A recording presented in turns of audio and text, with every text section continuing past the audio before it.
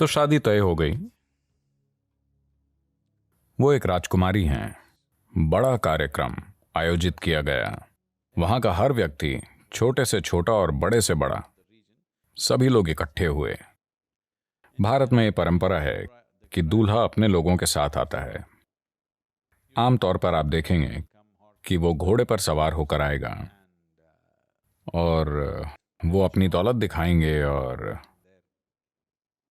दूल्हे के लोग अच्छे से तैयार होकर दिखावा करते हैं कि वो दुल्हन के पक्ष से कैसे बेहतर हैं। पर शिव के सर पर जटाएं थीं, बाल उलझे हुए, सिर से पांव तक राख। एक हाथी जिसे अभी अभी मारा गया है, उसकी खाल पहने हुए, जिससे खून टपक रहा था। और वो पूरी तरह मदहोश थे, बिल्कुल मदहोश। और उनके सभी साथी, वो सभी टेढ़े मेढ़े प्राणी थे। वो मानव रूप में नहीं थे और कोई भी उनके शोर को समझ नहीं पा रहा था। वो ऐसी भाषा बोल रहे थे जिसे कोई नहीं समझ पा रहा था। और मीरा, पार्वती की मां, ने दूल्हे की ओर देखा और उन्होंने फिर से कहा, "ऊ मां।" ओ नहीं, और बेहोश हो गई। तब पार्वती ने शिव से विनती की, "मेरी मां के लिए बेहतर रूप धारण कीजिए। मुझे कोई फर्क नहीं पड़ता कि आप कैसे दिखते हैं, बिल्कुल भी नहीं।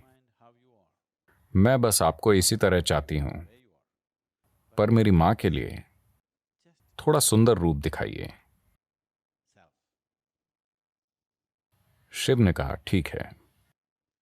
और एक बहुत सुंदर रूप धारण किया, अच्छे कपड़ों वाला रूप। फिर जब वो आए तो लोग बोले, "ये सुंदर मूर्ति हैं।" यानी आज तक का सबसे सुंदर व्यक्ति। वो 9 फीट लंबे थे। कहते हैं कि जब वो खड़े थे तो वो घोड़े के सिर तक ऊंचे थे। ऐसा कई शास्त्रों में लिखा है। जब वो दक्षिण में आए तो लोग बोले कि वो एक औसत महिला की ऊंचाई से 2 गुने लंबे हैं। आमतौर पर दक्षिण भारत की महिलाएं, काफी पहले दक्षिण भारतीय महिलाएं आमतौर पर 4.5 से 5 फीट से कम होती थीं। तो उन्होंने कहा कि वो एक औसत महिला से 2 गुने लंबे हैं, ऐसा बताया गया। वहां लोगों ने कहा कि वो घोड़े के सिर तक ऊंचे हैं। तो लगभग 9 फुट लंबा व्यक्ति, सबसे खूबसूरत व्यक्ति, और सभी उनकी उपस्थिति में हैरान थे। फिर वो आकर बैठे। शादी होने वाली थी। जब भारत में विशेष रूप से इस तरह की शादियां होती हैं, तब दूल्हा और दुल्हन के पूर्वजों का नाम बड़े गर्व से लिया जाता है कि उनके पूर्वज कौन हैं, उनका खून कितना शुद्ध है, वगैरह वगैरह। तो दुल्हन के लिए शानदार बातें कही गई। उनके पिता पहाड़ के राजा थे और काफी कुछ कहा गया। फिर वो बोले, "दूल्हे के बारे में बताएं।" शिव चुपचाप बैठे रहे, कुछ नहीं बोले। उनके कोई भी रिश्तेदार नहीं थे जो कोई भाषा बोल सकते थे।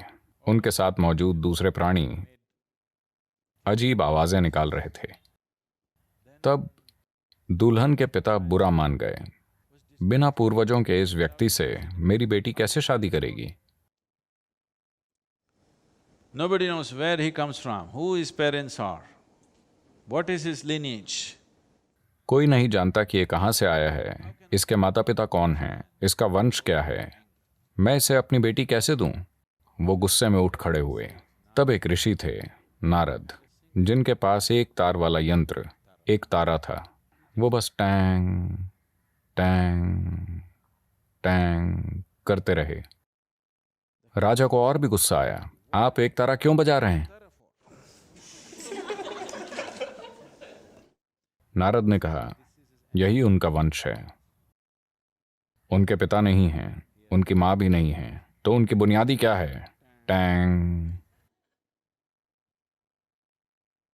ध्वनि ही उनकी बुनियाद है।